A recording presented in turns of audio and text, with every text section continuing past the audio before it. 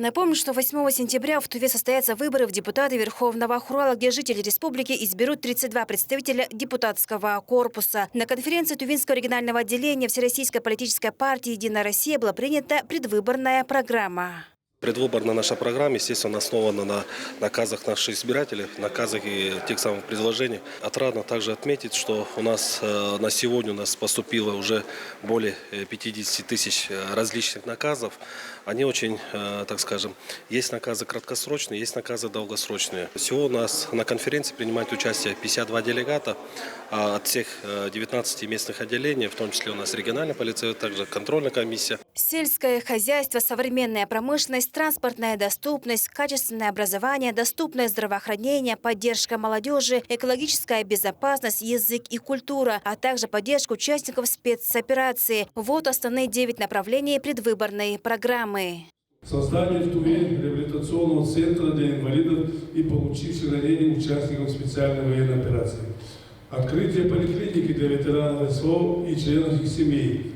Поддержка участия военнослужащих в федеральной программе «Время героев». Обеспечение трудоустройства участников программы в органах государственной власти, органах местного самоуправления и государственных организациях. Поддержка единовременных выплат и пособий из республиканского бюджета участникам специальной военной операции и их семьи. В части транспортной доступности рассматривается продвижение и создание трансграничного коридора, а также открытие международных авиарейсов. Делегаты предвыборную программу поддержали.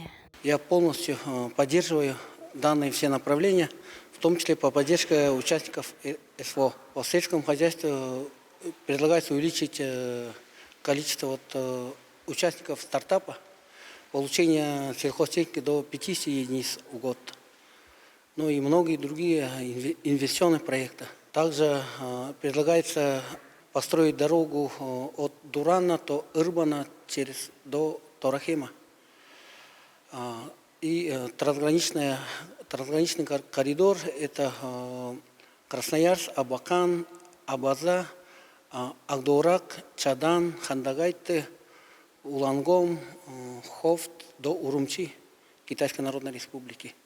Но это огромные такие реальные проекты, которые мы постараемся воплотить в жизнь. Немало перспектив и планов и по направлению качественное образование. Строительство новых школ, капитальный ремонт имеющихся школ и детских садов, оснащение современным оборудованием образовательных учреждений Тувы, внедрение федеральных и региональных стандартов обучения, открытие дополнительных центров образования и поддержка молодых ученых.